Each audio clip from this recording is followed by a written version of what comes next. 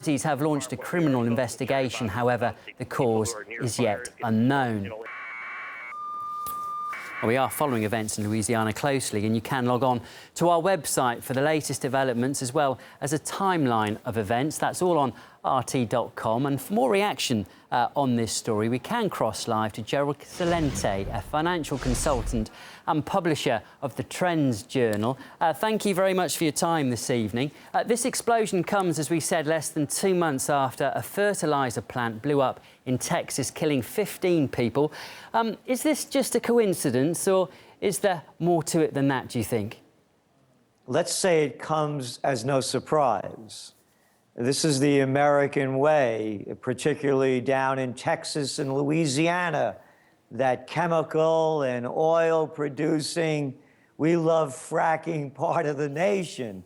There are no regulations. There are only words that are never enforced. And when you look at the enforcers, well, the enforcers are the same people that work for the crime bosses. It's a revolving door between industry and the legislature, and the legislature back to industry. So what you have, Andrew, is a tangle of agencies, both state and federal, without any teeth and without any will to enforce the regulations that should be enforced. Well, you're saying there has been a spate of accidents involving America's crumbling infrastructure. I mean, and certainly recently, do you think this explosion will affect the way America does business? Will any lessons be learned, do you think? No, nothing will be learned. They always say the same thing after these accidents. Like you mentioned before, the authorities are going to look into it. What authorities? They say it'll never happen again. I mean, just go over the brief history.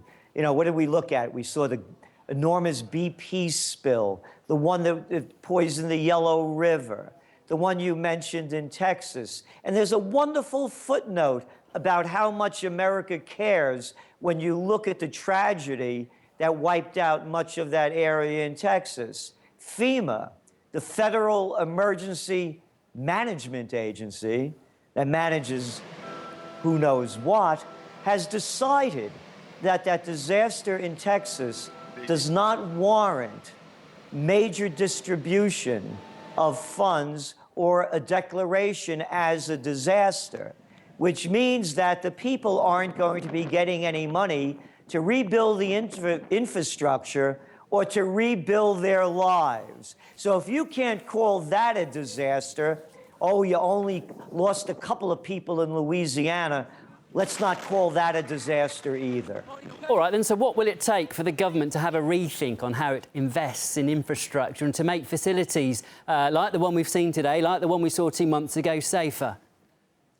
They're not going to do it. It's not in the mentality of who's in charge. Look, we have nuclear power plant problems that they report on every now and then, and they don't do anything about it. What happens when one of those goes? Look what happened in Japan with Fukushima. It becomes business as usual again because it's the same people that represent the industry that are running the government.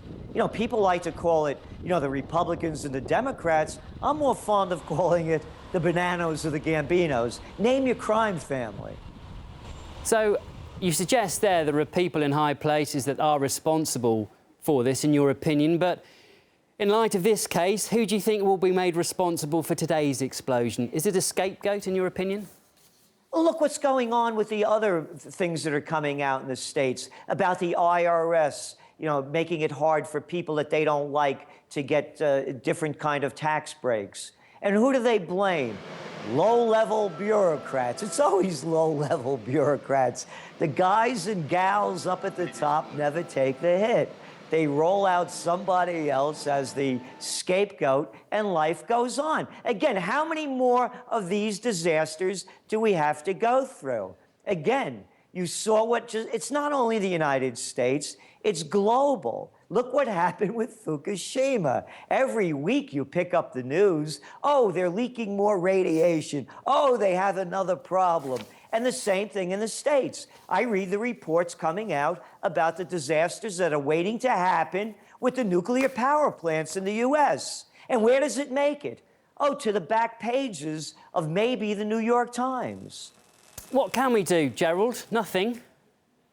Yes, I believe that you're seeing it with listening to some of the reports coming in before I got on the air about all these demonstrations that are going on around the world for a variety of reasons. The systems have to change. Anybody that's calling this democracy, they're still in grammar or high school. These are not democracies. I believe more in the Swiss system of direct democracy.